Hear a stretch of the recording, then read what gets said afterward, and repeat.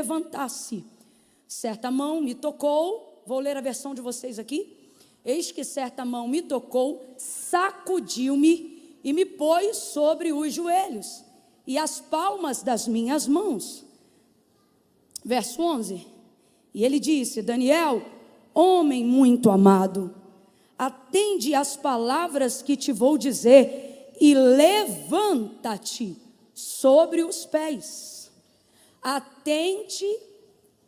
Atento às palavras que te vou dizer e levanta-te sobre os pés, porque eis que te sou enviado.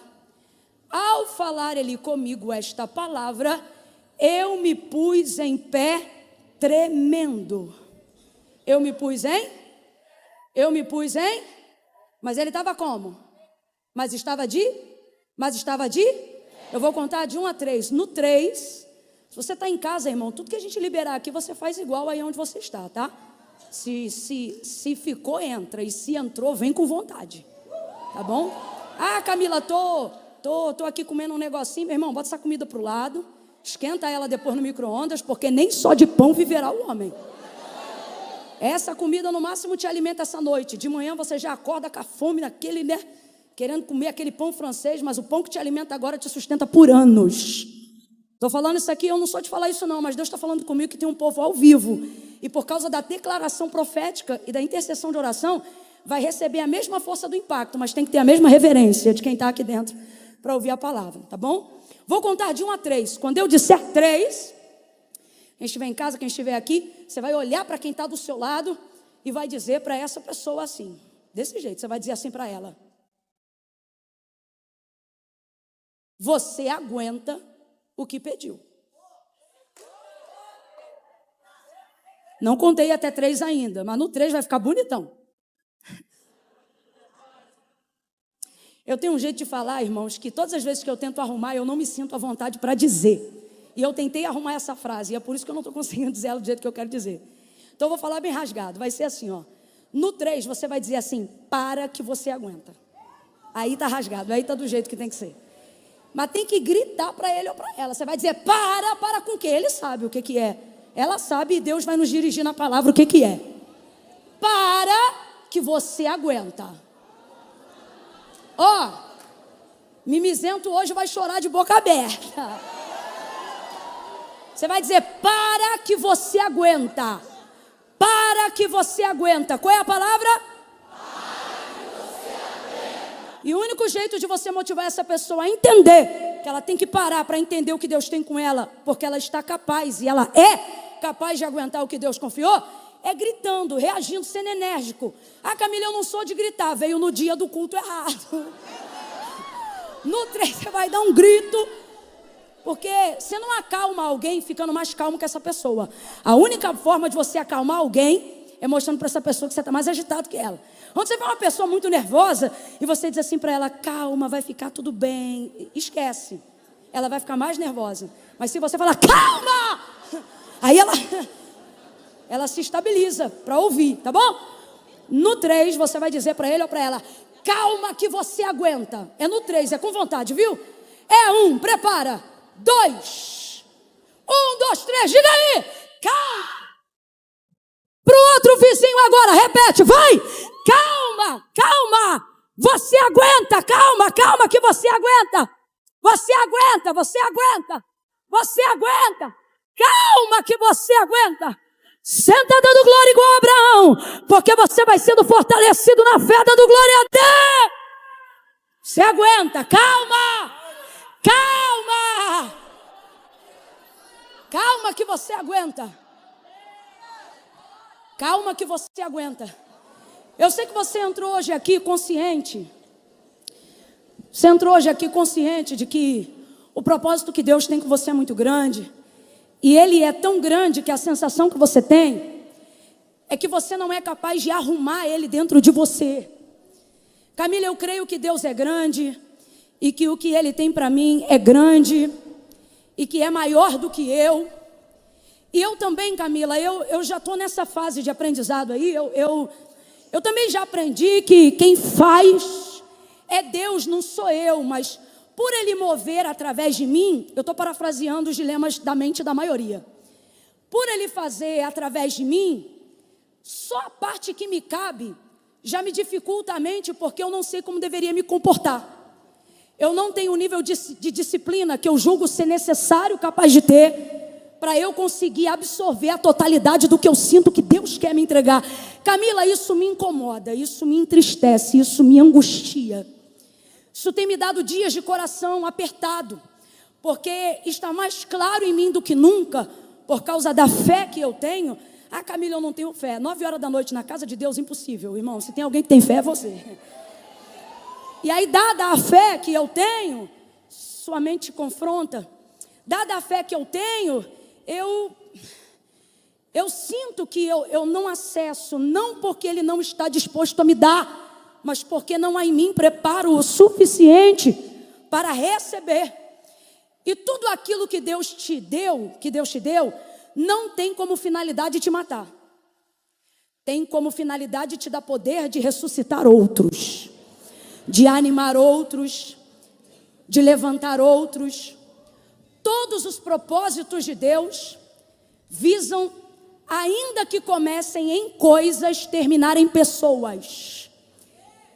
Deus não criou a maior estratégia de salvação do plano de redenção no mundo por causa dos patrimônios naturais do mundo, nem por causa do sol, da lua, das estrelas, não.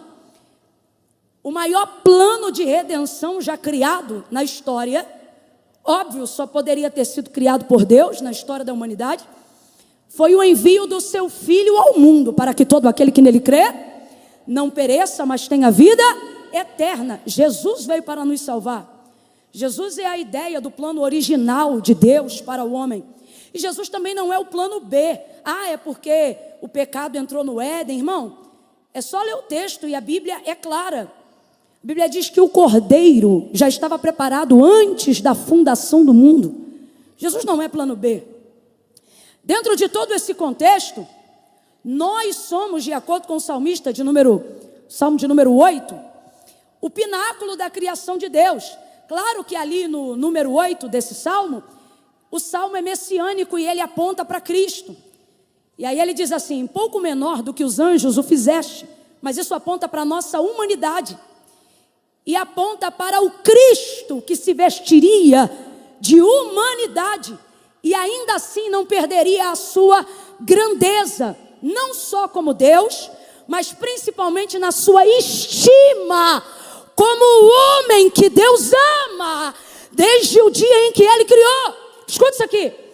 Eu não vim fazer com você um plano de terapia para querer te ouvir e saber como é que você se sente. É por isso que o microfone hoje não está na sua mão, porque eu não quero te dar essa oportunidade.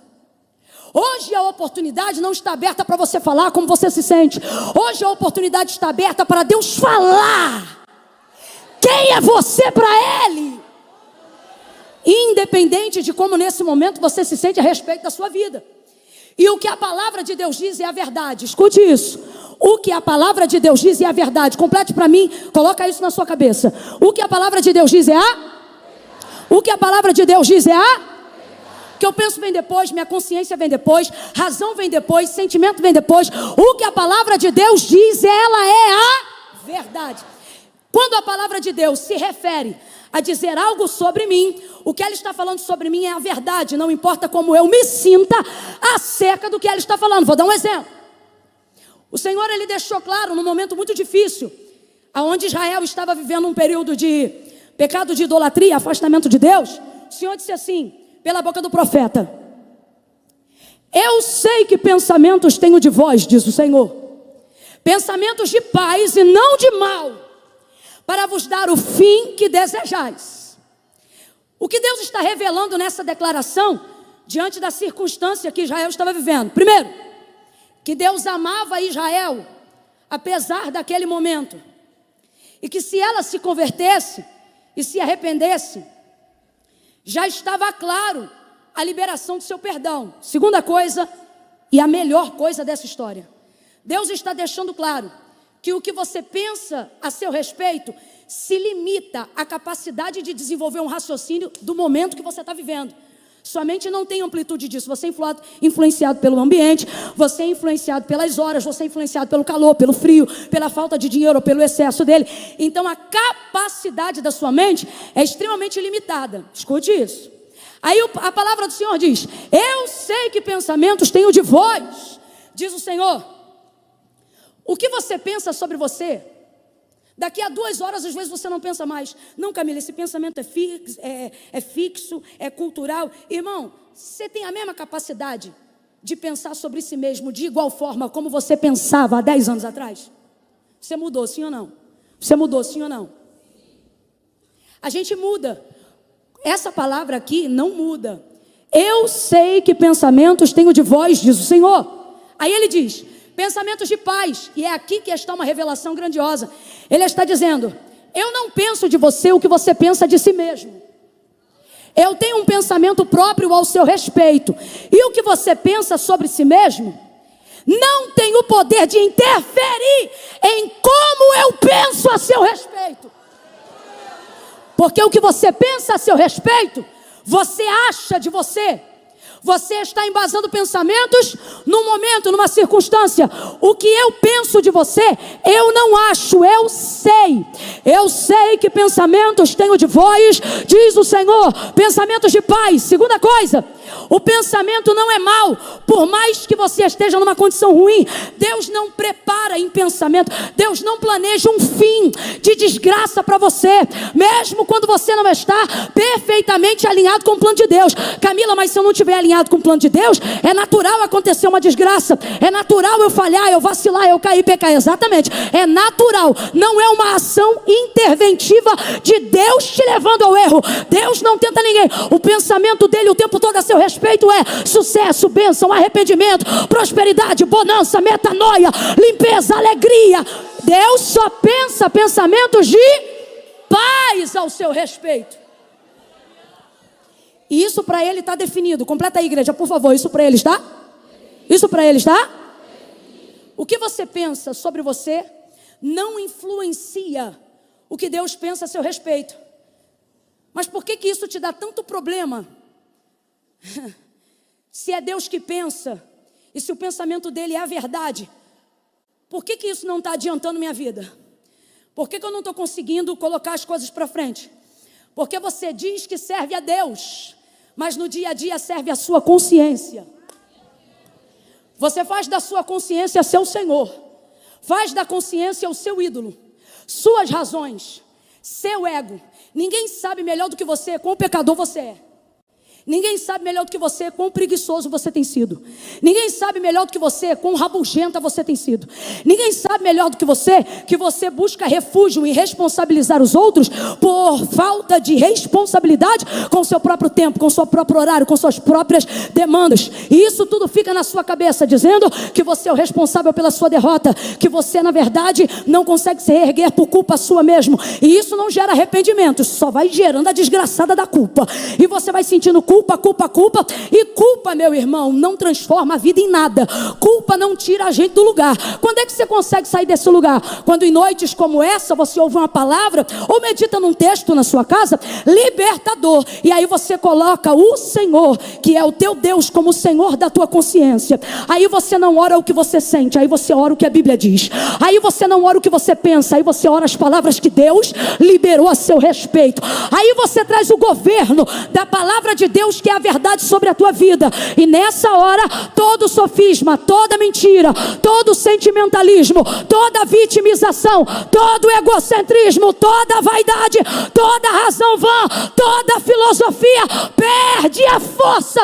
A palavra de Deus entra e então você é motivado a obrigar a tua consciência a trabalhar pelo que Deus acredita e não pelo que você acredita, a trabalhar pelo que Deus disse e não pelo que você quer. E aí que a vereda começa a arrumar. Quem ainda está comigo, diga amém. Diga o que eu penso. Não é só o que eu penso. Você tem que entender que teu pensamento não é o último, ele é um dos primeiros. O último e o pensamento determinante sobre as suas ações é o que Deus diz a seu respeito. John Piper tem uma frase incrível.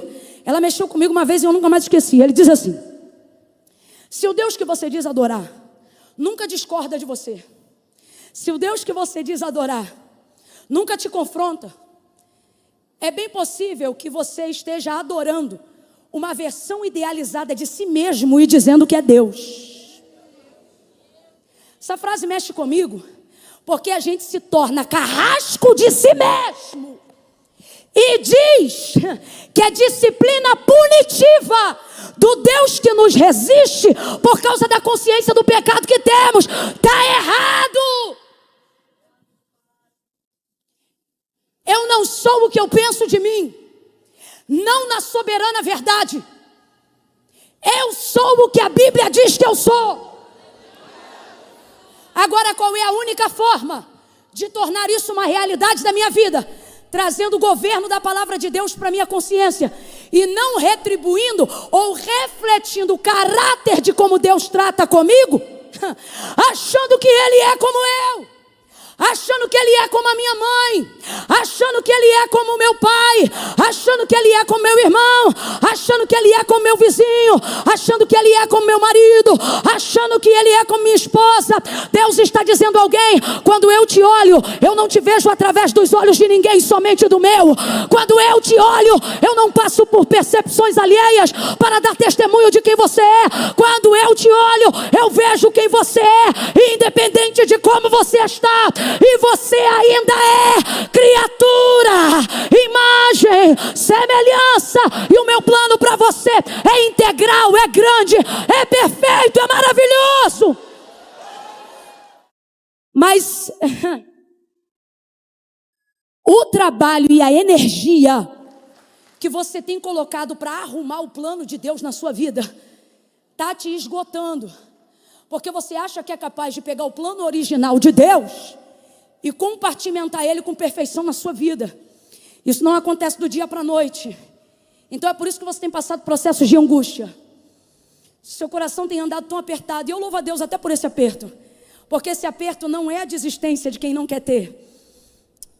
É a dor de quem não consegue abrir mão do que sabe que pode ter, mesmo não tendo ainda. Então eu glorifico a Deus por essas angústias. Por essas vezes que você chora.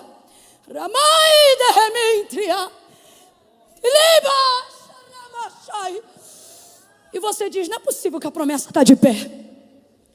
Tão incompetente como eu sou, tão incapaz como eu sou, desorganizado às vezes como sou, não é possível. Deus vai arrumar isso tudo. Só que a única forma da arrumação de Deus chegar, para você aguentar ser a plataforma que Deus levantou para realizar o espetáculo da glória de seu nome, do nome dele, é se você entender aonde suas bases estão. Todas as vezes que as suas bases estiverem no que você pensa de si mesmo, a plataforma vai cair. Todas as vezes que você acreditar que tudo que Deus te confiou tem a ver com a sua capacidade, não com a dele, a plataforma vai rachar. Ele não te chamou para andar por vista, ele te chamou para andar por fé. E a fé vem pelo ouvir. Quem anda por fé não anda por vista. Quem anda por fé não se apega pelas circunstâncias, mas se agarra àquilo que ouviu. Quando eu me agarro àquilo que eu ouvi da parte de Deus, eu construo uma plataforma segura. Segunda coisa, e eu já vou entrar na mensagem. Segunda coisa, por quê? Por quê? Na mensagem não, na aplicação. Na mensagem a gente já está. Por quê? Que nesse caminho eu me perco do propósito que é só meu. Como se perder de uma coisa que tem tua cara, teu jeito, tua voz, tua identidade? Olha para mim. Como é que você se perde de uma coisa que tem teu cheiro, teu DNA, tua hereditariedade? Como que a gente é capaz de se perder uma coisa que corre atrás da gente mais do que a gente corre atrás dele? Porque na verdade você não perde, você foge. Olha para quem está do teu lado agora e diga: você não perdeu nada. Está fraco, você não falou. Abre a boca que eu não vou entregar esse rolo sozinha não. Você é profeta e eu quero que você entenda que você não sentou aqui aleatoriamente não. Você está sentado do lado de alguém que tem de Deus para... Ei, pega na mão de quem está do teu lado aí. Eu nem ia pedir isso, agora eu vou pedir. Pega na mão de quem está do teu lado aí. Não segura de qualquer jeito não. Deixa essa pessoa perceber que ela sentou do lado de um profeta do eterno. Aperta a mão dele, aperta a mão, aperta. E diga para ele ou para ela assim: você não perdeu nada. Olha e diga: você não perdeu nada. O problema é que você foge de tudo. Você foge da unção, do peso da responsabilidade, da autoridade, da envergadura. Você se vê pelos seus olhos, mas quando você se vê pelos olhos de Deus, você não foge, você vai para cima. Para cima, reaja. Pega a mão dele e diz: vai para cima, vai para cima, vai para cima. Vai achar a marcha. Camila, eu tô tão cansado. Camila, eu tô tão cansada. Mano, eu tenho certeza. Ei, eu tenho certeza que o som tá ótimo. Só que eu tô tomando um remédio para alergia que tá comprometendo um pouquinho minhas vias aéreas. Aí tá tudo tapado. Se você liberar só um pouquinho aqui em cima, pro pessoal não, que é pra gente não turbar o tímpano de ninguém. Só um pouquinho aqui em cima. Camila, mas eu tô tão cansada. Eu acho lindo que tu cansa, mas não desiste. Tu senta no chão, mas não desiste. Tu fica em pé, mas não desiste. Tu chega 3 horas, mas não desiste. Tu fica na fila, mas não desiste. Dá 9 horas, tu não desiste. Tá com vontade de ir no banheiro, mas não desiste. Quer de Deus uma palavra, quer de Deus uma direção. Por quê? Escuta. O que te cansa, olha para mim. O que te cansa não é o peso do que Deus quer te entregar. O que te cansa é a energia que você focaliza na fuga. Tudo que Deus usa, por melhor e grandioso que Ele usa, quando usa você, quando levanta você, quando enche você, quando direciona você, infelizmente, na maioria das vezes, está trabalhando com reserva de sobra. E quando eu digo sobra, a palavra, na verdade, ideal é resto. Porque, na verdade, a maior parte do tempo da sua vida, você está consumindo a energia, a vida, o fôlego, os sonhos, os projetos, tudo que Deus te deu, tudo que te anima, tudo que faz o seu dia ser bom quando você está na presença dEle. Você pega tudo isso e começa a canalizar para as coisas que fazem sentido para você e não nas coisas que fazem sentido para Deus. Escuta que você vai se encontrar. Olha o que você faz. Você pega isso tudo. Você quer ver? Irmãos, para a glória de Deus, isso não tem nada a ver comigo não, tem a ver com a expectativa que a gente colocou em Deus. A gente está debaixo de uma atmosfera que não é todo dia, eu estou sendo honesta, não é em todo culto. Mas numa atmosfera como essa, quem é de Deus está sentindo. Numa atmosfera como essa, palavra vira decreto. Numa atmosfera como essa, você sai daqui peito estufado, irmão. Você sai daqui procurando capeta para expulsar. Você sai daqui entrando no quarto e dizendo: hoje eu vou dormir, Satanás, pega as tuas coisas e vai-te embora que eu tô cheio.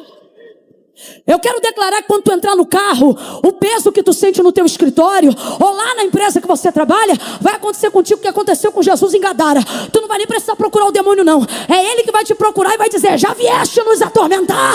Tu vai chegar tão cheio do azeite, da unção, da promessa, da esperança, que eles vão pedir para se retirar da tua presença. Em noites como essa, em noites como essa, a gente sai animado, sai ou não sai? A gente sai mais crente, sai ou não sai? A gente sai com vontade de ganhar as coisas, sai ou não sai? A gente sai com uma unção de conquista, sai ou não sai? A gente sai se sentindo mais valente, mais forte. A gente sai dizendo assim: Deus não me deixou não, hein? Deus tem uma obra na minha vida, hein? Eu não vou desistir não. A gente sai com uma graça de Caleb. Enquanto a gente vê os outros correndo da promessa, a gente diz: vamos embora pra cima. Como pão os devoraremos. E mete o pé e a gente vai pra cima. Maravilhoso, show. Só que nada disso se sustenta se você pega essa força, essa graça, essa unção, essa energia e começa a vincular ela só no que a tua consciência te diz que faz sentido para você. E o que tua consciência diz que faz sentido para você? As coisas que você vê os outros fazerem e dar certo. Você pega tudo que faz sentido para você e quer fazer as coisas dar certo para você. Há uma ignorância muito grande de achar que dinheiro resolve tudo.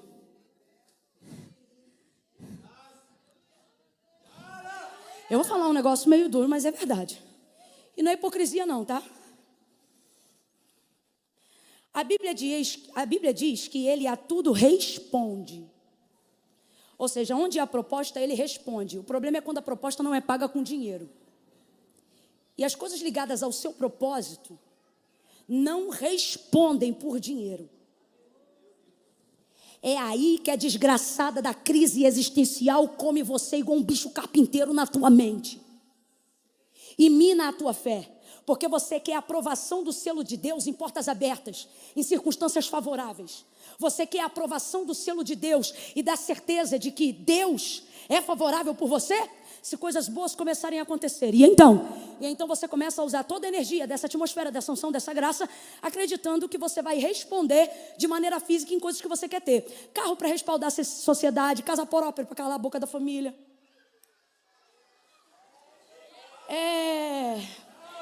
Roupa nova para a sociedade poder ouvir o que você fala, porque infelizmente, e nós não estamos de fora dessa sociedade que eu estou falando não, nossa atenção é diferente dependendo de como está vestido, nossa atenção é diferente dependendo de que carro que usa, nossa atenção é diferente dependendo de quanto tem na conta. A atenção da sociedade como um todo nivela a qualificação das pessoas por aquilo que ela tem. Estou falando mentira ou verdade, gente? Eu não estou dizendo que é certo, eu não estou dizendo que o Espírito Santo não corrige a gente, eu não estou dizendo que a gente não está tentando aprender, eu não estou dizendo que a gente não se repreende, eu não estou dizendo que a gente não busca libertação, mas a regra geral é essa, desde que o mundo é mundo. E aí dentro desse contexto, o que acontece? Você começa a trabalhar e a usar a energia do seu propósito para satisfazer as pessoas que você quer ficar satisfeita. Você faz para fazer sentido para você. Você não quer dinheiro para glorificar Deus, você quer dinheiro para respeitarem você. Não, Camila, mas eu quero que as pessoas, eu vou usar todo o meu recurso para a glória de Deus, mas na sua cabeça isso não vai funcionar se você primeiro não fizer elas respeitarem você. Então você começa a trabalhar mais por você do que pelo propósito de Deus. Quantos ministérios caíram debaixo do próprio peso daquilo que lhes foi confiado? Por quê? Porque a luta que começou pela glória do nome de Deus terminou pela glória de sua reputação, pela necessidade de corresponder à expectativa alheia, se perde do propósito. Esses dias orando eu disse: Senhor, me guarda da desgraça de querer trabalhar pelo meu nome através da desgraça da minha pessoa. Olha para quem está do teu lado e diga: não vale a pena. Diga assim: Deus, bora povo, abre a boca, diga: Deus trabalha por você, por ele, por todos. Diga: você se cansa sozinho. Pergunta para ele ou para ela: quem você quer dando expediente? Quem você quer dando expediente? Ele diz: o trabalho é meu, o confiar é seu. Confia mais em mim do que nas tuas mãos. Confia mais em mim do que nas tuas finanças. Confia mais em mim do que nos teus recursos. Aí escuta isso aqui. Se dinheiro respondesse propósito, porque a tudo dinheiro responde, o maior índice de suicídio não estava na classe média alta. Mas por que está lá? Infelizmente está em todo lugar, mas por que lá o índice é mais alto? Porque lá é a resposta final que você pensa que teria e não tem. Qual? Eu tenho tudo, mas não tenho. Aí eu ouço o apóstolo Paulo dizer: vi homens que não tendo nada possuíam, e outros que tendo tudo não possuíam. Quem é você? Vou te dizer agora. O homem dentro do propósito de Deus é aquele que possui tudo mesmo quando não tem tudo o que queria. Porque ele não trabalha para atender suas expectativas de vida, ele trabalha para atender suas expectativas divinas, as expectativas de Deus. Então veja, eu não estou falando isso para tentar te convencer que fazer por Deus é melhor do que fazer por você, porque é a única forma de garantir seu futuro. Deus me livre dessa desgraça oportunista de servi-lo. Então abre bem os ouvidos para o que eu vou dizer. Quando eu digo que fazer por você e a única forma de tornar possível sua realização pessoal é se você dedicar a sua vida para a glória de Deus, o que eu estou afirmando é que essa não é uma das formas, essa é a única forma. Olha para mim que eu já vou entrar ali, eu prometo, ali vai ser rapidinho, porque é a aplicação textual do que a gente já está entregando aqui. Olha para mim, o que Deus... Pensa nisso aí agora. Pensa de verdade. O que você acha que Deus estava pensando quando decidiu fazer você? Não, pensa. Pensamento natural, humanizado, filosófico.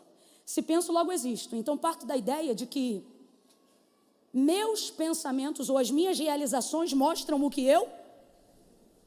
Não é difícil não, poxa, se esforça. Pensamento filosófico. Se penso, logo, não existo baseado no pensamento. Existo baseado na existência. Quando as pessoas veem o que eu faço, isso deve manifestar o que eu... Então, a única maneira de se testemunhar um pensamento não é ouvindo o pensamento da pessoa, porque pensamento é invisível, está nela, não está na gente. Mas quando ela realiza, a gente vê a materialização daquilo que ela... Então é na manifestação do que existe que eu começo a saber o que ela... Pensamento filosófico. Se penso, vou fazer. Se penso, existo. O que faço deve retratar aquilo que eu penso e, consequentemente, que eu sou. Bíblico. A mesma coisa, só que bíblico. A palavra de Deus diz que todas as ações de Deus são pautadas em um único propósito. Todas, Camila, todas. Qual? Todas devem converger nele. Nascem nele, são feitas por intermédio dele e são finalizadas nele. Alfa e ômega, primeiro e último. Aquele que era, aquele que é e aquele que há. Começa nele, desenvolve nele e termina.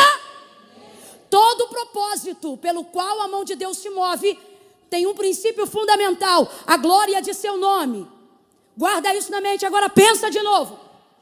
Olha para a materialização de que você é, não importa quem você seja, e pense: o que Deus estava pensando quando pensou em mim?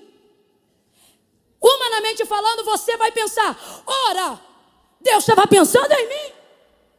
Sim ou não? Humanamente falando.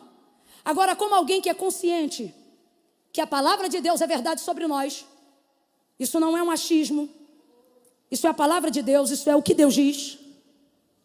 Paulo vai dizer: porque dele,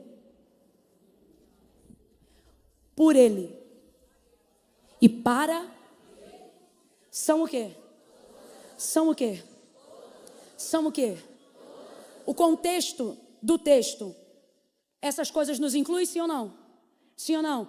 Porque ele está falando de tudo que existe e de tudo que há. De tudo que existe e de tudo que há. Então essas coisas nos envolvem. Vem de novo. Porque dele, por ele e para ele são todas as... Vem comigo. Porque dele. Complete aí. Por quê? Por quê? Por e para são... Pensa de novo. No que Deus estava pensando quando criou você.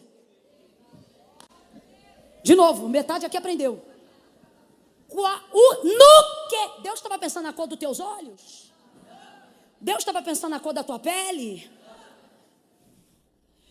No que Deus estava pensando quando Ele decidiu criar você?